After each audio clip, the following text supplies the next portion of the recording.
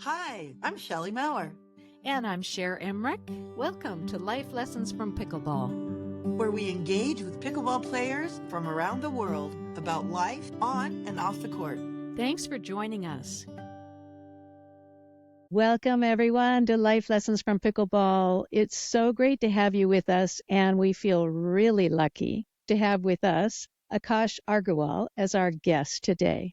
Akash, it's so great to have you here, and we've learned so much about you. One thing we've learned is that you have over 25 years of experience in the enterprise software space, and you hold an MBA from the Harvard Business School. And as an expert in the go-to-market foundation of companies, you've worked with 5 startups, and 2 of which were founded by you. You've lived and worked on 3 continents, which has certainly given you a global perspective. And now you describe yourself as a tennis addict and a pickleball junkie, coaching pickleball with the Teach Me To platform in San Francisco, California. So tell us, how were you first introduced to pickleball, and what was going on in your life at the time? It was a good time in my life. Like every time is a good time when I reflect back. So I remember it well. And you know, if we had the picture, it's on my Zoom background. It stimulates conversation, and it reminds me of that wonderful time. It was right after the U.S. Open finished in 2018, and there were some courts near my house, and I have a son who is 10x more athletic than I am. And I don't know how we heard about this game called pickleball in 2018 in October. No, in October, actually September, because it was the final week of the U.S. Open. And we asked around, and we found these courts near our house in the city called Foster City. There were 6 courts there, and my son and I showed up.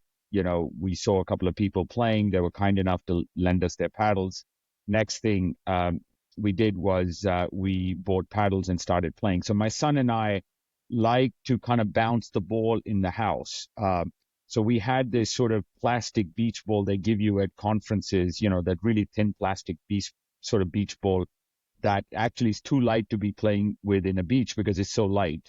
But inside the homes, it doesn't break things, and you can play kind of like tennis with it, right, in the house. So we like to do that. And when we saw this game, pickleball, we really didn't know what was going on. And, you know, we got the paddles and started playing. We started playing singles. And I remember that, you know, we weren't quite clear of the ball needs to bounce first in the kitchen, or before you receive it, you have to let it bounce on one end and things like that. So we weren't fully aware of some of the rules as we started.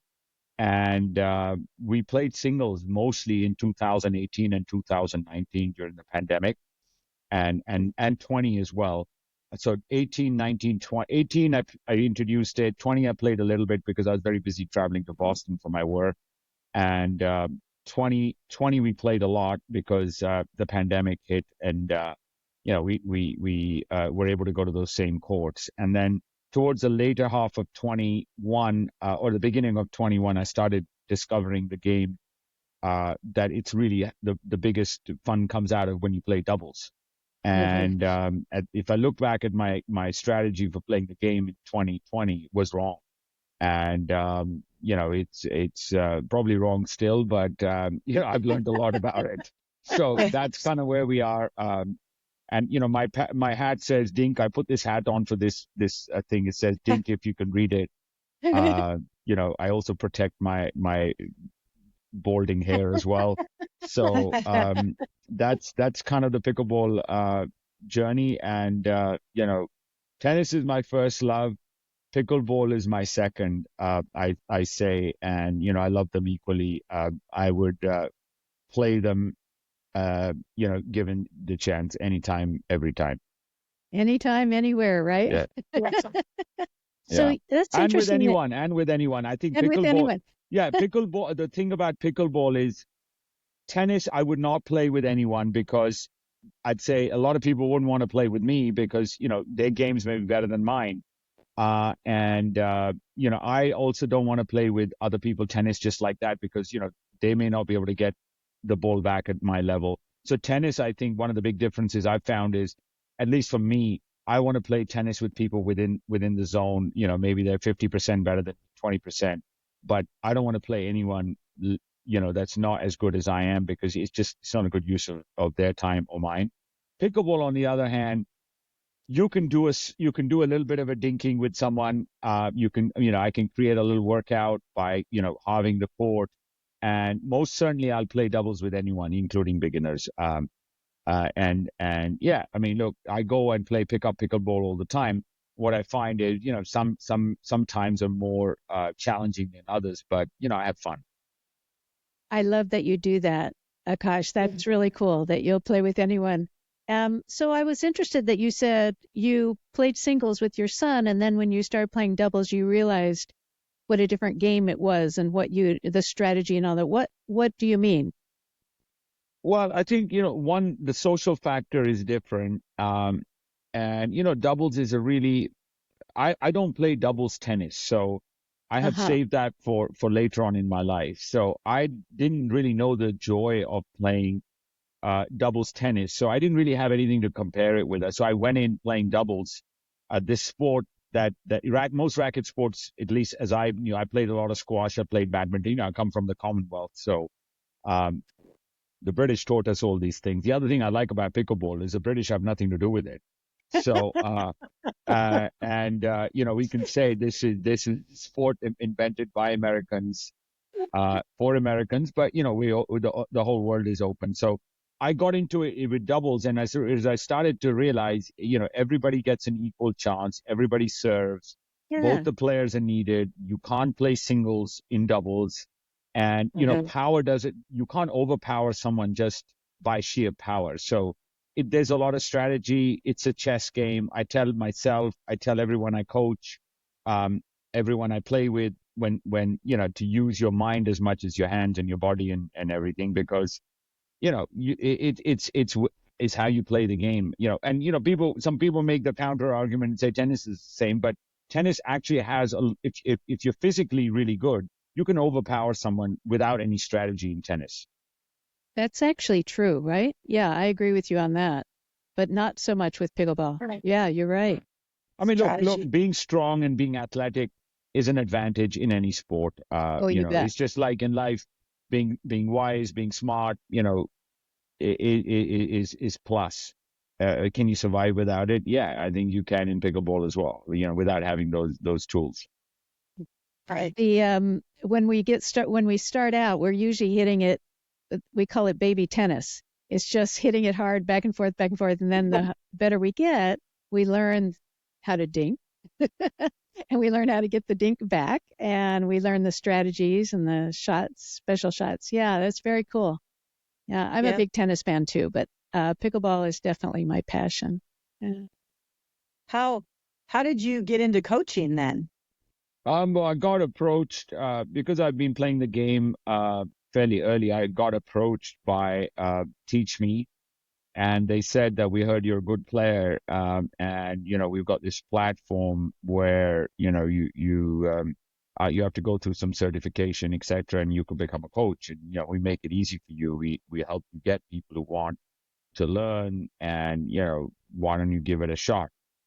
And until that point, I wasn't really thinking about teaching anything really, for that matter. I don't think I have the wisdom yet to teach anyone anything. I tried teaching my kids and I failed miserably. And true of all of our parents, as parents. Yeah, and as my dad pointed out to me, which I kind of neglected at that time. He said that at least the school that my kids went to, he said there's not a single parent in this school that couldn't teach. This was when they were in elementary school and sort of middle school, and he said there's not a single parent in this community or in this school that your kids go to that couldn't teach everything that these kids are learning. However, he then cautioned me, and he said that's because parents and kids don't want to learn from parents, and parents are not good teachers, etc. So that kind of stuck with me. And when this company approached me, they said, we'll make everything easy for you. Why don't you give it a shot? So I said, let me do a few lessons. And, before I go, I do a lot of homework. As you know, I called you up as well this afternoon. You're so good. So I did some research, what would a lesson look like? What would I need to teach people? and I have a tennis coach as well. I've had a tennis coach for 15 years. So I talked to him and he gave me some ideas about, how to, he teaches kids tennis at a middle school. And in most of the kids that he teaches are not sort of gifted in sports. They're sort of doing sports because they have to check mark the school curriculum. So anyhow, he gave me some ideas. My son was teaching tennis to kids younger than him. So, I had helped him draft a kind of a plan for what to do within the hour and stuff like that. So it made me do work. When I find that anything where I do work, um, I enjoy. And, initially it looks like friction and hard work. But actually the act of doing work and not taking on a challenge is something that I like, and it forced me to think about it. And then I gave a few lessons, and then I saw the joy in people's faces. I saw the joy in the reviews they wrote, and they sent me a little bit of money. Some sent me money and tips, and it just kind of went on from there. And now I average 3 to 4 lessons. My inbox is flooded with people wanting lessons. I can't do any more. And what I've done is it's forced me to really think about the game. So I have a real coach for pickleball myself. I'm a student primarily, actually. I go and play with people that are, many times better than I am. I'm humbled that they allow me. So I allow people that are not as good as me because I get it back from them. Nice. And I have an online coach. His name is Tanner Tomassi. He's an amazing guy. Wow. If you're not following him, follow him. Yeah. Yes, we do. And so I follow him online. I follow a couple of other pickleball sort of outlets. And then Jeff Sherman, who's my great friend, who's my tennis coach, he's teaching me pickleball as well. And I'm studying and reading it as well. So for me, it's a lifelong learning. I learn as much as I do, and I actually spend more time learning than actually playing. So Those are the best teachers. The ones who are good students are the best. Yeah, and I'm fortunate because the sport is vogue. There's a lot more people wanting to come in, and I know this train will stop, like every train in life, and I'll have to find another one to catch. So, and there may not be another one. But I'll take the train that I've got. So that's it. That's in a sort of a abridged version of what's going on. That's very cool. And now say the name of the platform. Teachme.to means teach me to. And they started off, believe it or not, with pickleball. And their whole point is to teach people anything. It could be cooking, it could be piano, it could be pickleball, tennis, golf. The founder is a Stanford MBA. I went and met him and went for a walk with him before I signed up on that platform to see what was going on. He has big vision. And he said that during COVID, he was stuck in the Marina District in San Francisco, and he saw all these people kite surfing. And he said, I could surf, but I didn't know how to kite surf. So I tried to find someone who could teach me kite surfing. And he said it wasn't easy. Either I had to go, to some high-end person that, had all these sort of constraints. I just wanted to get someone who could kind of get me going. And that kind of inspired this guy to create this company called teachme.to. It's the #1 teaching platform for pickleball in the country. You can Google it in any local. Look, if you type in pickleball and lessons, teachme.to will come up. Not just in my zip code. It will hopefully be in every zip code in the United States. That is fantastic. Good to know about. Yeah, they're making millions of dollars in revenue. And it's a classic Silicon Valley startup. I'm a Silicon Valley type of guy. I like people who think different, and that's kind of how it got going. I'm not on any other platforms. Lots of people within my friend network come to me, and I oblige them with mostly free lessons. It's good that they typically come with their girlfriend, boyfriend, friend, and it's fun, and I encourage them, go out and play as much as you can. I can teach you the basics, but you can't learn more than by not playing. So go out and play. Yeah, Brilliant, brilliant. that's brilliant. You have written a really terrific article called What Can Pickleball Teach You About Life? So, Akash, what has pickleball taught you about life, and what are some of the life lessons that you've gleaned? I think I during that time I was just reflecting. I think, some of the lessons that I pointed out in that article are germane to, I think, a lot of sports. I think, the obvious ones are resilience, competitiveness, hard work, you always lose. But, I think pickleball is unique because where I think I find it to be very different, at least in the environments that I play in. I play pickleball in sort of community areas. So what that means, at least in our area, yeah, I played in the great city of Palo Alto. It's the sort of birthplace of Silicon Valley. And Palo Alto has a very good community in a place called Mitchell Park. There are about 14, 15 courts. And you meet people from all walks of life. And you basically put your paddle down and you start playing. Now, you can come with a friend and both of you can or play together, or you can play with other people. So one thing I really like about pickleball is you just show up and then you can start playing with anyone. And there's a lot of gaps in the game because what's happening in Palo Alto is the demand for pickleball is far greater than the supply of courts. So in what ends up happening, which I don't like, but it has a benefit. Everything has sort of a benefit. And the benefit is this waiting around while you're getting on the court. You tend to talk with people whom you're going to be playing with or who are sitting next to the court. And that allows you to just share a moment with them about their lives, what they do. And, I've made, N number of friends. If you see my phone, it's full of people with their first names and their second names being Pickleball, Akash Pickleball, Andy Pickleball. Mine too. Yeah, Joe Pickleball. So I don't know what their surnames are, but I kind of know a little bit about them. And they're from all walks of life. Walks of life, I wouldn't know. A lot of them are illegal immigrants. A lot of them don't speak English as a first language. A lot of them are in their 70s, 80s. A lot of them are high school kids. There's 3 kids that come there who go to Palo Alto High. So, they're good kids. They like pickleball. They don't have pickleball in high school, so they come here. They play with old dogs like me. And so it's fun. You can find out which one of the kids is going to college. Then you see couples coming in. Then there's someone that comes in. There's a lady that comes in with her 2 sons, sometimes with the son, sometimes with the daughter. It's all gamuts of life, and people are there for the whole day. People are there like me for a few hours. So it's a great way to meet people from all walks of life. So once you encounter people from all walks of life, you start to kind of understand their lives and what's going on. So you learn a lot of things just by listening, just by playing. And it's a great game. If you don't want to play with someone that's not your level, you can shift to another court.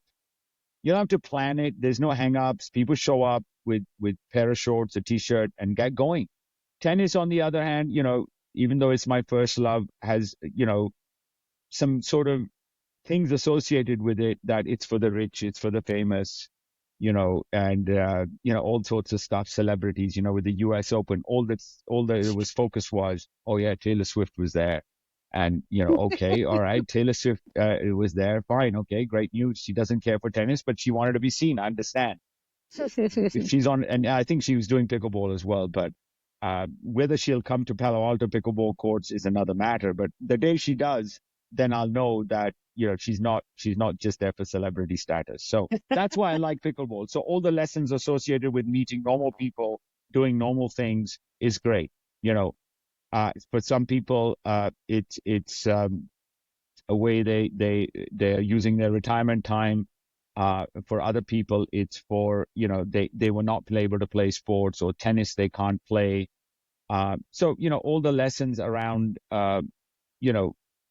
life come to bear. But the primary thing is that it's disarming, it's easy, it's fun, and it brings joy to people's lives. And if you can be part of that joyous moment, it's good.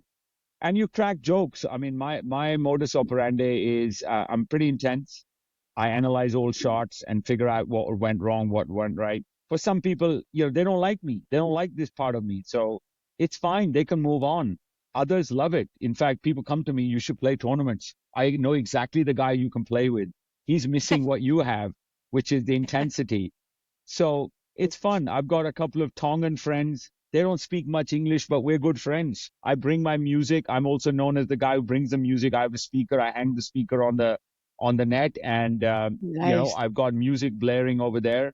Nice. And there's a couple of people who are stuck up. They said, we don't want music. I said, we won't play with you. I'll go to another court where they do want music.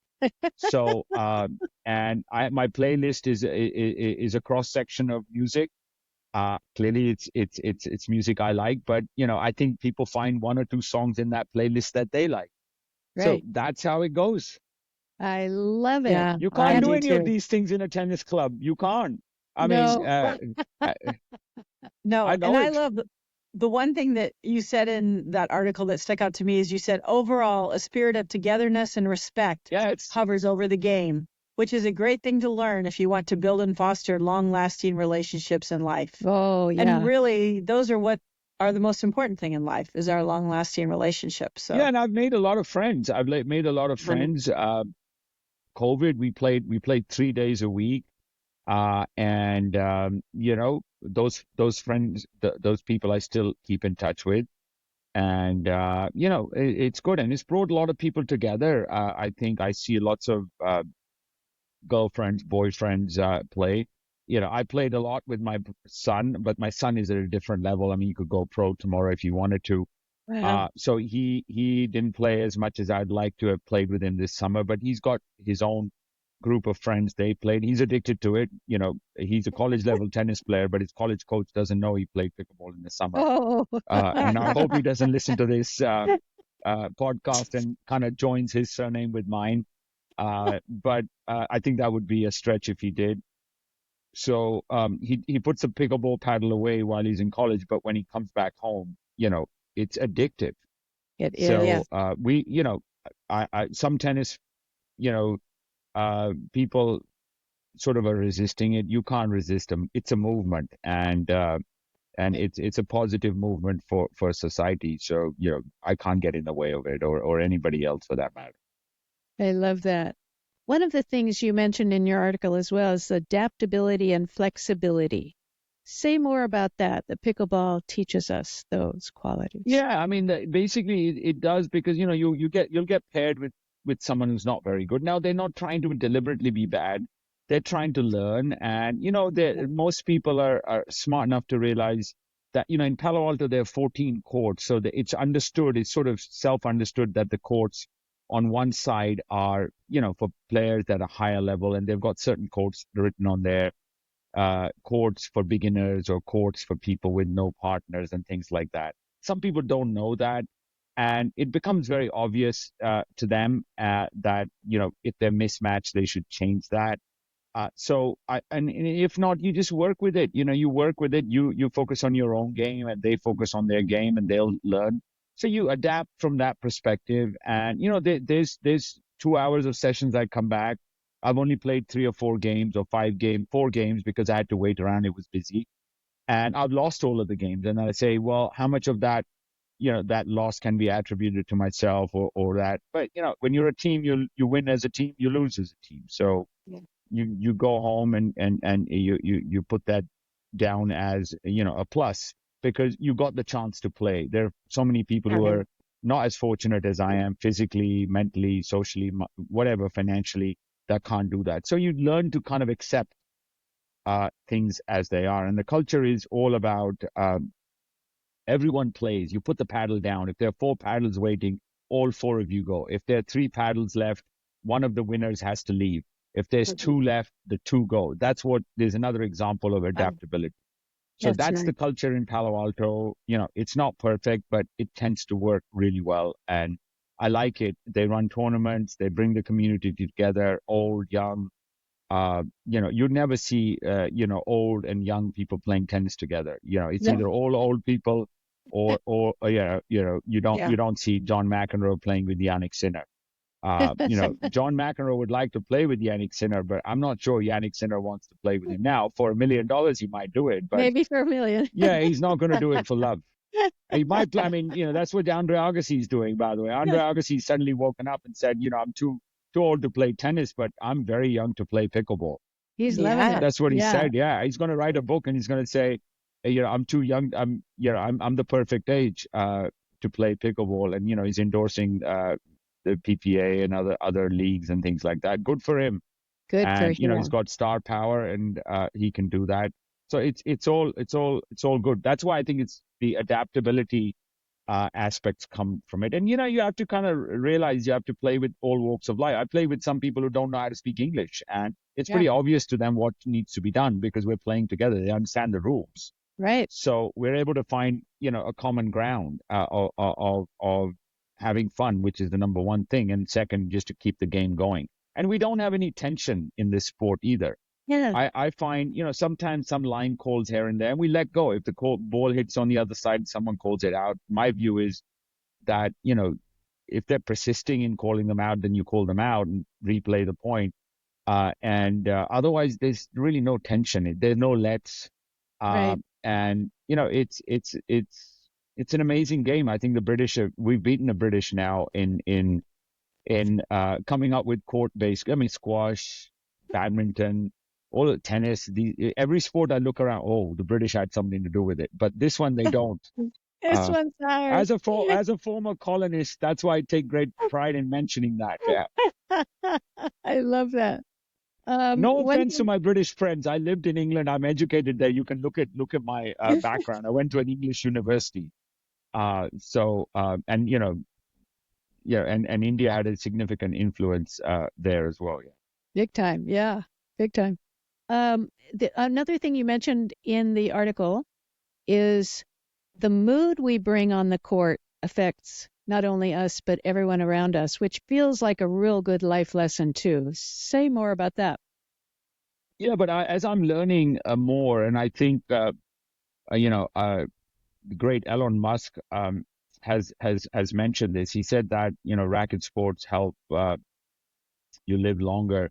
And I think it's because you can't bring a bad mood onto a pickleball court. I'll tell you why. Even if you tried to, but your game would just fall apart. So because you have to keep focus. Even if you're a really bad player, you can't bring that. So in some ways, your mood's always kind of going to be good. Now, if it's not good, it will get good because you will forget whatever problem you have. And if you didn't have a problem, then it'll just get better. So that's kind of how I look at it. Because, I'll give you an example. I was playing tennis this weekend, and there was a period of where my game really went bad. And I went bad because I started thinking about some work challenges I had. And then I realized, and what my tennis coach, Jeff, said, he said, Akash, he said, what happened to your game? I said, well, I started to have some thoughts about my work. He said, you're not going to be able to change them now, so you might as well focus on the game. And, similar things happen in pickleball. I think that game happens so fast.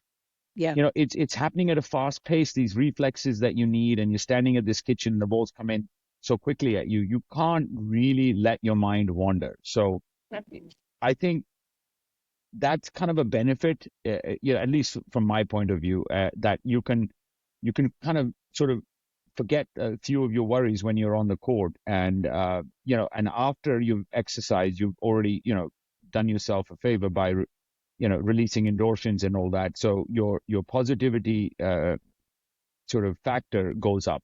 So you'll be able to confront whatever was worrying you with a little bit more positivity than you started. Brilliant. Yes.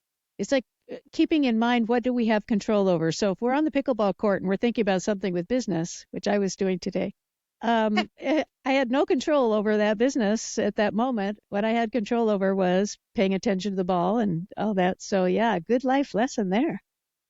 Yeah, it's absolutely true. And I'm sure athletes who play other sports will mention that. I can only talk about, I'm playing actively tennis and that. Now, running, on the other hand, is slightly different. So when you're running, you can think about your things. Yeah. And I read about Mark Zuckerberg became a prolific runner, and he said that he stopped running not because he wasn't getting the benefits of the physical benefits of running, but he said what happened was he would run with all his problems and all the challenges. So he switched to jiu-jitsu or something, which was, again, a high intensity type sport where you have to constantly be thinking about your moves. And he said one of the big benefits, in addition to the n number of benefits you get by doing jiu-jitsu, was that his mind had to be had to shift its focus from wandering to doing that exercise. So pickleball is sort of the Yeah. poster child of that example, right? That is Right. such a good point. Such a good point. Yes. So you're a visionary, Akash. You've done all this. You're an entrepreneur, a visionary. What do you see as the future for pickleball? I'm not a visionary. I mean, the You're a visionaries are the people who came up with the game. They envisioned a game that would become viral. I think I think the game will become. I'll tell you the story. I got approached by. It's on my social media. This post actually, I was inspired by this. Egyptian gentleman called me up last week, and he said, on this platform, he said, I want you to coach my son. I said, yeah, what are the goals with this son? And he said, he's 12 years old, and I envision, this is as far as my vision goes, it's someone else's vision, really. So he said, I envision this becoming a college sport, and I want my son to become an NCAA pickleball player. I said, okay. I said, why stop at NCAA? Why shouldn't he become pro? He said, absolutely right.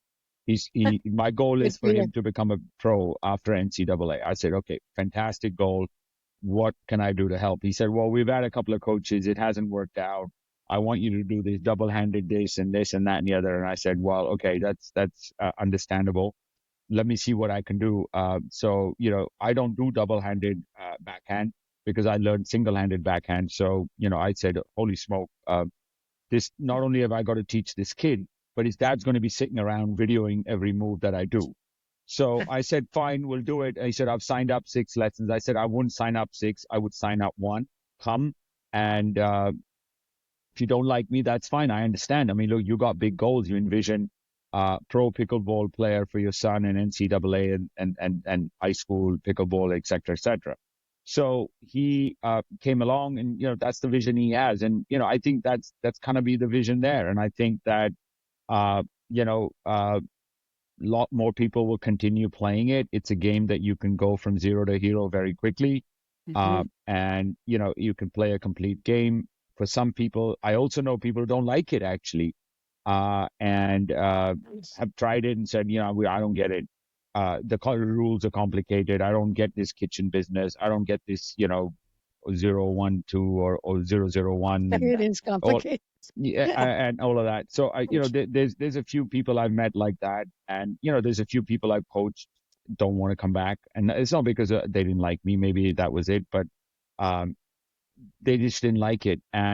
But I think that's kind of where the game's going. Look, the game is way bigger than any of us, and I think that other countries will adopt it. I think it's getting really big in India, from what I hear. It's going to be big. It's going to be big in India because, Indians love racket sports. Indians can't get into tennis. India is a country that's, from a landmass perspective, 1/4 of this great country that we live in, and it has nearly 5 times as many people. The court spaces are small. India has tons of badminton courts. Badminton's very popular, but it's not very accessible. So I think pickleball will boom in India, and I think that it will also boom in China. Correspondingly, Europe has a competitor with padel. That's fine. I've played padel as well. It's much harder than pickleball. And I think, when Europeans get given the choice between these, and, it's just, the learning curve is not as steep to kind of get going. So I think these are all the things. I mean, it's not my vision. It's kind of what's going on out there. And, at some point, what will happen is there won't be any need for Akash Argywal and his coaching services, but that's fine as well. That's fine as well. Out of a job. Yeah, it's not my job. It's really my hobby, and it's fine. And I tell everyone around me that it's helped me grow with the game. It's helped me learn, and I have a plan for every student that I teach. And fortunately, coming back to that student, his name was Ismail, the kid. And, I told him, keep smiling. And I said to the kid, keep having fun. And I told the dad, look, this is the best time of your life. Right now, you may be the student, and, he may be the student and we may be the teachers, but very soon this kid will become the teacher. I can speak from experience of my son. My son can school me both in pickleball and tennis. And that is life. And to just have a wonderful time. I said, sign yourself up on, go to these places and play as a father-son team, and make sure the joy never goes away from the kid, regardless of whether he becomes NCAA and pro and this and that. It's nice if he does, but make sure he can play the game so he gets invited by friends to play. Pickleball is a great way for me to socialize. I got so many emails coming in from venture capitalists, this, that, and the other. I'm doing pickleball tournament. Can you come in? Can you coach? Can you orchestrate this? That is that's what I told my son as well. When he was learning tennis, I said, look, becoming a pro tennis player, college level tennis player, these are really, really hard. Yeah. But what you can do is become a good enough player to that level where people invite you to their social clubs, to their places, because unfortunately life's like that. People want to play with good players. Yeah. So, you'll make, and what I find is with anyone who plays a sport, like our wonderful sport pickleball, you meet high quality people. Yeah. People from all walks of life. Yeah. Yeah. And they're good people. Yeah. People are generally good people. Yes, And, and if you can find something that brings you together, it could be pickleball. It's great. Yeah. And I think you highlighted the most important life lesson of all is joy. Because just have fun. Have a good time. There's nothing that in life if you don't like it, and if you think it's, some tennis players have a very sort of curmudgeon attitude towards it, that's fine, and they can. It's a free world. Stick to tennis. We don't want any more tennis players coming in. We've got plenty of people that just want to play pickleball. They don't want anything to do with tennis. Even they don't need to divorce tennis. You don't need to divorce tennis to play pickleball. No, you're an example of that. I actually had to unlearn my tennis technique. That's what Jeff keeps telling me. You don't need to do this and that and the other. Yeah. Oh, Akash, we could keep talking to you for 3 hours, but you are one busy man, and we really appreciate you taking the time out to talk with us today. Loved your article. Love the work you're doing on Teach Me Too. Yeah, and Teach Me Too, the coaching. And my gosh, thank you. Thank you, ladies, for what you're doing for the sport. Everyone is part of this movement. So, and it's the movement for good, and US will become a force. We will have this in the Olympics. And people ask me, the single biggest question I get right now, not whether it'll be NCAA sport and pro, obviously it's happening. And we know a lot of great tennis players moving in there, including the great Andre Agassi, is that, when will it make it in the Olympics? And I think it's not going to make it in the next one, but it will. I have got a very strong feeling it will make it in the one after that. 2032. We had a conversation with Ruth Rosenquist, who is with the Global Pickleball Federation, and they're the ones working toward that. And she was saying 2032 is the likely next Olympics. So pretty exciting. Yeah, and I've got one question for you. Which other country, other than the U.S., is this game growing as fast as it is here? You name it. In fact, Iran. Oh, as fast as it is here? Or similar. It doesn't have to be yet. Greece, Iran, Turkey, India. Well, how many? 52. Latin America. 52 representative countries in the Global Pickleball Federation, and Africa, big time, many countries in Africa. They already have, I think she said, 25 countries in Africa are part of the Africa Pickleball Association. And yeah, it's a world phenomenon. It's a world phenomenon. Oh, thank you, Akash. Amazing. Thank you. Great stuff. So fun talking with you. Yes. Have a great day. And hey, everybody, thank you so much for being a part of this show. We love having you, and how lucky are we to have talked with Akash today. Have a great day, and we look forward to our conversation next week. Bye-bye. Thank you. If you love our podcast, we'd be so grateful if you'd take a few seconds to follow or subscribe to Life Lessons from Pickleball. This ensures you'll never miss an episode and helps us continue these wonderful conversations. On Apple Podcasts, Spotify, or wherever you listen, go to the show page and tap the follow button in the top right corner. And on YouTube, click the subscribe button under any of the episodes. Thanks so much. Hope to see you on the court.